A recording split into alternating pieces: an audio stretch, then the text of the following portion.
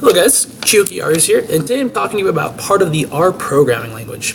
It's a language taught here at the university for statistics and graphic courses, and it's an implementation of the S programming language, which was initially made at Bell Labs.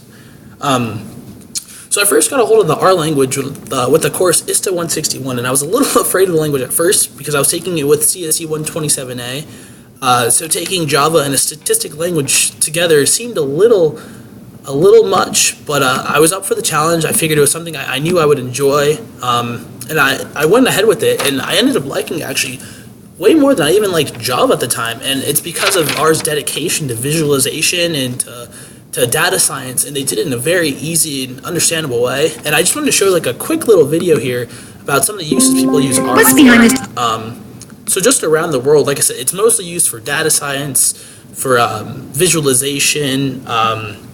I was even talking to a lot of members of the ISTA department, and they were saying like they use it for just a whole bunch of like different like analytical kind of driven projects, and it really got me into the information science mind, and I wanted to use this language for more than just like what was in the scope of the class, and I figured what better time to kind of show it.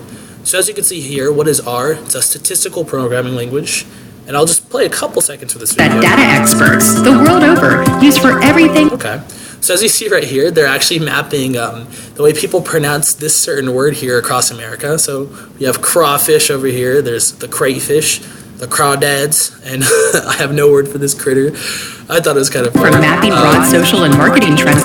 Over here, showing about social marketing trends with Google Trends. So they're talking about in the various regions of America, and we have this graph right here kind of talking about the information. Online to developing the financial and climate models that help drive our economies and communities. For data But visualization. what exactly is And like I said, they do it in such an easy way because of it's based a lot in C. There's a lot of similarities to MATLAB. It's a very easy language to use.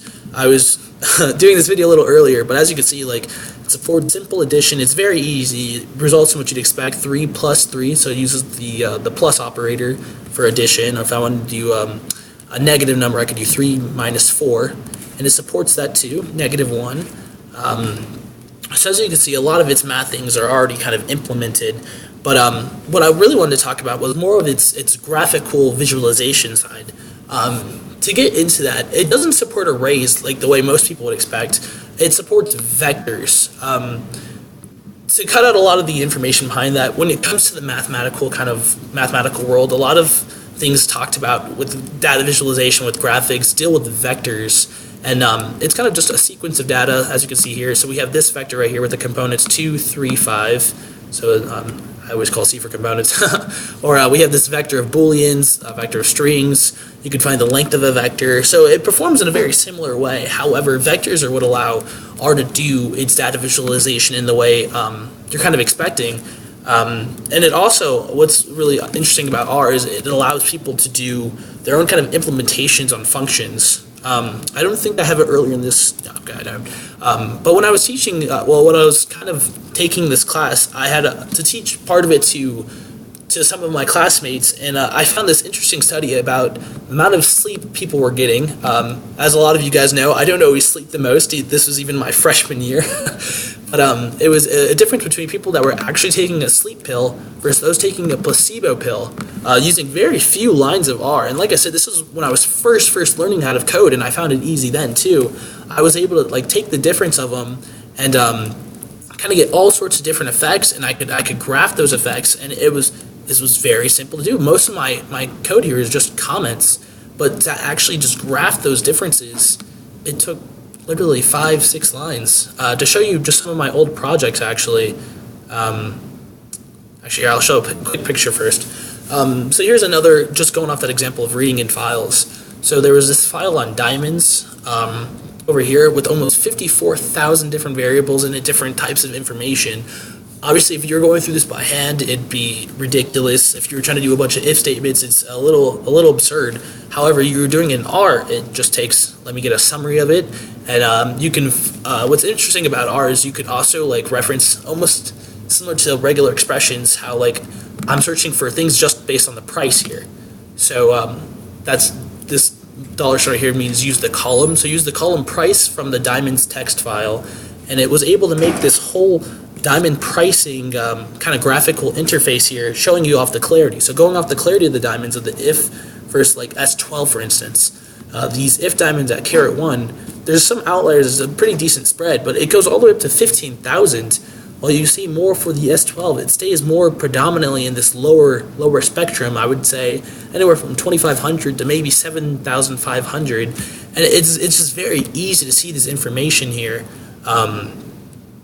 See if I can pull up an older file for you guys really quick here.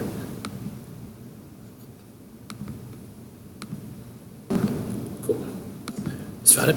So as I was saying, I just want to pull up a quick file here about with glove usage. So again, I parsed a whole text file, a whole research thing about people in our healthcare profession using gloves or not. And before being told to, there was about, I would say, roughly 60, 65 maybe people that they observed. Out of that range of people, only 10 to 12 of them actually wore gloves, while you could see a vast majority of them did not.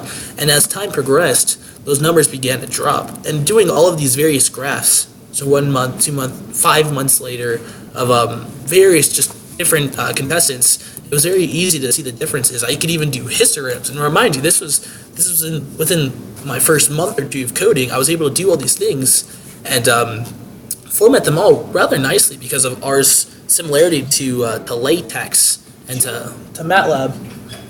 But yeah, there's lots of really cool functionalities with R, and I definitely want to recommend for anyone who's interested in a language where data mining and processing is very, very easy to do, very simply, and most of all, very fun to do. I definitely recommend R. And that's it for you.